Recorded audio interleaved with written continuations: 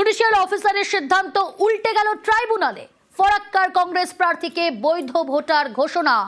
কংগ্রেস প্রার্থী ফরাক্কার মহতাব শেখ তাকে বৈধ ভোটার ঘোষণা সিদ্ধান্ত জানালো অবসরপ্রাপ্ত প্রধান বিচারপতির ট্রাইব্যুনাল। সুপ্রিম কোর্টের নির্দেশ মতো বিশেষ কেস হিসেবে ট্রাইব্যুনালের শুনানি, আর সেখানেই বৈধ ভোটার ঘোষণা ফরাক্কার কংগ্রেস প্রার্থীকে। আর কি সিদ্ধান্ত ট্রাইব্যুনালের, কি নির্দেশ, সরাসরি রয়েছে অর্ণব আমার সঙ্গে, আরো ডিটেল জানাবে অর্ণব।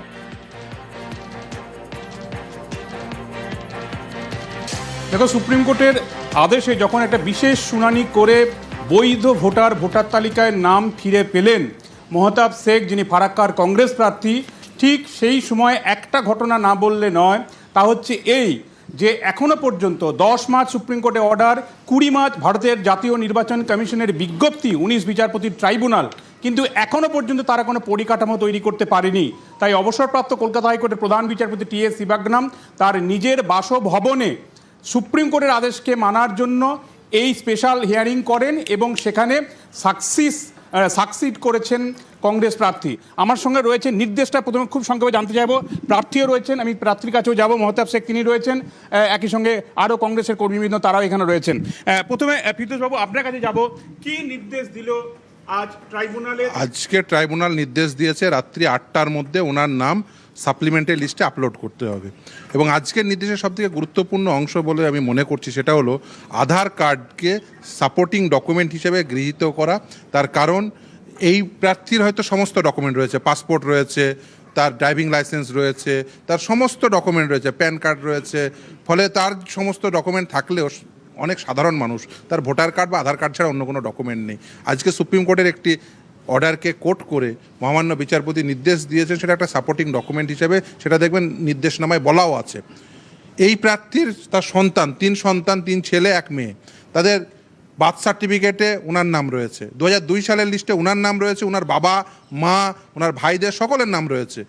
ওনার নাম প্রথমে বেরোয়, তারপর আন্ডার অ্যাডজুডিকেশনের পরে ডিলিট হয়ে যায়, কিন্তু তার পাসপোর্ট রয়েছে, ড্রাইভিং লাইসেন্স রয়েছে, প্যান কার্ড রয়েছে, ভোটার কার্ড রয়েছে, আধার কার্ড রয়েছে, তার সমস্ত ডকুমেন্ট রয়েছে। এত সত্ত্বেও তার নাম ডিলিট হয়ে যায়, কিন্তু ডিলিটের কি কারণ সেটা কোথাও বলা হয়নি এবং ট্রাইব্যুনালও কিন্তু সেটা সম্পর্কে একেবারে কেউ ব্যাখ্যা করতে পারেননি। ফলে কারণটা কি কারণে তার নাম ডিলিট হয়ে গেল কেউ জানে না। দেখুন, 2002 সালের লিস্টকে আপনি যদি বেস ইয়ার ধরেন, তাহলে 2002 সালের লিস্টের সঙ্গে তার ম্যাপিং হয়েছিল।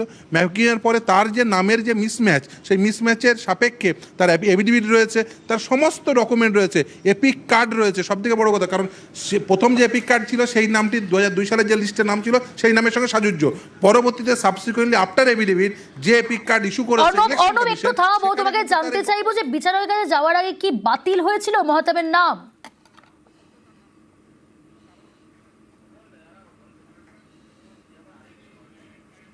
যাওয়ার আগে কি নাম পুরো বাতিল হয়ে গেছিল তালিকা থেকে? ডিলিট, বিয়োজিত তালিকায় তার নাম ছিল। 28 মার্চ 2026-এর যে ডিলিট লিস্ট, সেই ডিলিট লিস্টে ওনার নাম চলে আসে, অর্থাৎ ওনার নামটি ডিলিট হয়ে গেছিল। তারপরেই তিনি আসেন। আমি প্রথমে কলকাতা হাইকোর্ট যাই। এবার আমি প্রার্থীর কাছে সরাসরি চলে যাব। ফারাক্কার কংগ্রেস প্রার্থী মহতাব শেখ রয়েছেন, একই সঙ্গে কংগ্রেস কর্মীরা রয়েছেন। আজকে সুপ্রিম কোর্টের আদেশে আপনার মামলা শুনানি হলো এবং আপনি আপনার পাড়ার যে ভোটার তালিকা সেখানে নিজের নাম দেখতে পাবেন রাত 8টা। কি বলবেন? সুপ্রিম কোর্টের আদেশ, আজকে ট্রাইব্যুনাল নির্দেশ, কমিশন কি ঠিকঠাক? আমি আমার আইনজীবীকে অসংখ্য ধন্যবাদ জানাবো যে খুব শর্ট টাইমে আমার এই ডিলিট ভোটার কার্ডকে আজকে অ্যাক্টিভ করলেন। আর সবথেকে বড় ব্যাপার যে আমাদের সবার কাছে ভোটার কার্ড আর আধার কার্ড ছাড়া অন্যান্য ডকুমেন্ট খুব কম থাকে। তো আজকে কমিশন কারণ দেখাতে পারেনি, আপনাকে কেন ভোটার তালিকা থেকে বাদ দিয়েছে কি বলবেন? এখানে বলার কিছু নাই। এখন কী চিন্তা ভাবনা করে বাদ দিলেন এটা ওনারাই বলতে পারবেন। আজকে আমার ভোটার এন্ট্রি হলো, আমি এখানে অনেক বড় খুশি। আর আধার কার্ড যে মান্যতা দিয়ে মনোনয়ন তাহলে কবে দাখিল করবেন? কালকে করবো। আজকে কি ফিরে যাবেন? আজকে ফিরে যাবো, আমি এখনই চলে। কংগ্রেস হাইকমান্ড আপনার নাম মনোনীত করেছিল, কিন্তু ভোটার তালিকায় নাম নাই বলে এটা কার্যত না দিকে চলে গেছিল, দাঁড়াতে পারবেন কিনা? ফারাক্কায় এই মুহূর্তে আপনি কংগ্রেস প্রার্থী, আর কোনো সংশয় রইল না ট্রাইব্যুনালের রায়। কি বলবেন ফারাক্কাবাসীর উদ্দেশ্যে, কি বলবেন? ফারাক্কাবাসীকে ধন্যবাদ জানাবো। ওনারা আমার অপেক্ষায় প্রায় 15 দিন ধরে হয়ে আছেন, কোনো দলে যাননি। সবাই আমার আশায় দেখছে। সবার মুখে একটা আছে যে আপনি ইনশাল্লাহ মানে জিতবেন, আপনার ভোটার কার্ড ইনশাল্লাহ উঠবে, এই ভাষাটা সবার মুখে একটা আছে। ভোটে কি জয়লাভ করতে পারবেন এখানে জয়লাভ করলে? হ্যাঁ ইনশাল্লাহ, সবার মুখে ইনশাল্লাহ আছে, আমিও ইনশাল্লাহ 100% জিতার মুখে আছি। এই একটা বিষয় বলুন, কমিশন আপনার নাম বাদ দিলে 2002 আপনার নাম ছিল, কমিশনে কোনো গাফিলতি নেই বলে আপনার মনে হয়? না, গাফলতি তো রয়েছে, যিনি দেখেছেন তো ওনারই গাফলতি, মানে এই আরও যিনি দেখেছেন। আর হ্যাঁ আরও। আর সব থেকে বড়ো ব্যাপার, আমাদের এক একটা বুথে হয়তো 500টা ভোট আছে, তার মধ্যে দেখা যাচ্ছে 450টাই ডিলিট করে দিচ্ছে। এটা কেন করেছে কমিশন? কেউ জানে না, কেউ জানে না কি কারণটা, কি কিছুই বুঝতে পারে না। না, এটা হওয়া উচিত না। মানুষ এত কষ্ট করছে, আমি এসআইআর কিছু টিম করেছি কিছু কিছু জায়গায়, আপনি দেখলে মানে চোখ থেকে জল বেরিয়ে যাচ্ছে। আমি কালকে গিয়েছিলাম যেখানে আমি এসআইআর ক্যাম্প বসেছিলাম, সেখানে আমি গিয়ে মানে আমার নিজেরই চোখ থেকে জল বেরিয়ে যাচ্ছে, মানুষ এত কষ্ট করছে। মানে একটা বুথের 80% নামই বাদ প্রায়। হ্যাঁ, যেটা যতটা ডিলেটে ছিল। মুসলিম বলে বাদ দিচ্ছে। বেশ, অর্ণব, এখান থেকেই জানতে চাইবো, 28শে ফেব্রুয়ারির তালিকায় বাদ ছিল মহতাবের নাম, তাই কি তিনি বলছিলেন নির্বাচন কমিশনের কাছে ধাক্কা?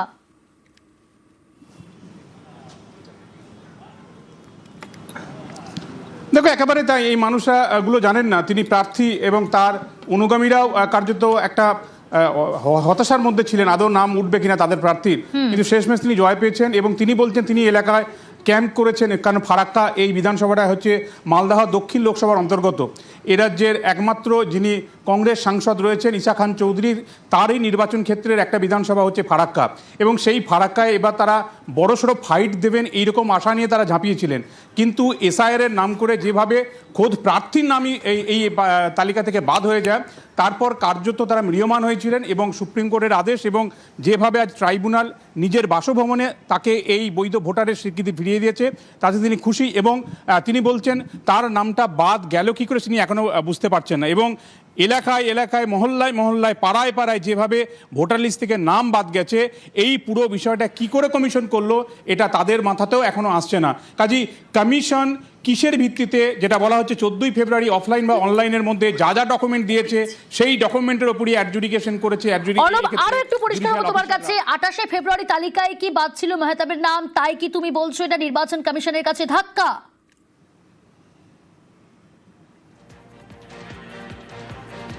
একেবারে তাই। কি আমি 28শে ফেব্রুয়ারি তালিকাতে আপনাদের নাম বাদ ছিল তো? 28শে মার্চের, কারণ 28শে ফেব্রুয়ারির তালিকায় আন্ডার অ্যাডজুডিকেশন এসেছিল।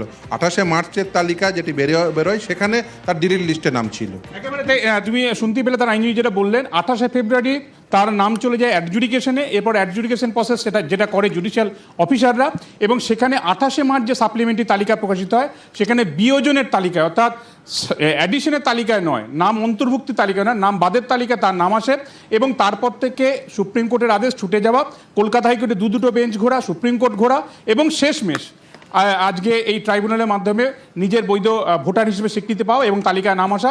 পুরো বিষয়টার মধ্যে কমিশনের যে কোথাও গলদ আছে তা এক প্রকার নিশ্চিত, কারণ কমিশন আজকেও টেকনিক্যাল এরর, অর্থাৎ কোন একটা পদ্ধতিগত এরর বলে এড়িয়ে গেছে।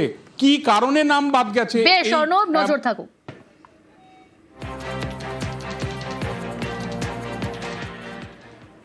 কথা বলেছিলাম এই বিষয়টা বলবো মুখপাত্র জয়প্রকাশ মজুমদারের সঙ্গে, শুনবো কি বললেন। সুপ্রিম কোর্ট 1 এপ্রিল যে অর্ডার দিয়েছে তাতে বলেছেন যে যাদের নাম অ্যাডজুডিকেশনের পরে বাদ দেওয়া হয়েছে তাতে প্রত্যেকটা কারণ দেখাতে হবে, কিন্তু কোথাও কারণ দেখানো হয়নি।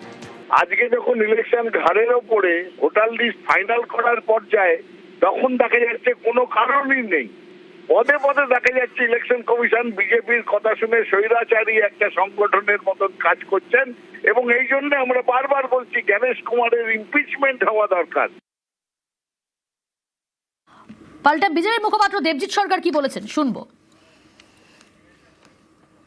কমিশনের ভুল হতেই পারে বা ভুল তারা করতেই পারে, তারা ভুলের ঊর্ধ্বে নন একথা তো বিজেপি কখনো দাবি করবে না, কেন বিজেপি মানে তো কমিশন নয়। কিন্তু এটাও দেখতে হবে যে কারা কমিশনের সময়টাকে খেয়ে নিল। এসআইআর কে বিলম্বিত এবং বিলম্বিত কারা করেছে?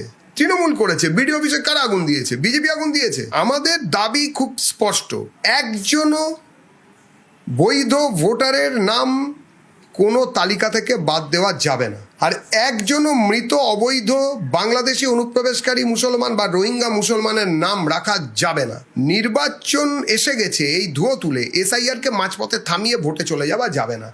এসআইআর শেষ হবে, তারপরে ভোট হবে। No SIR, no vote.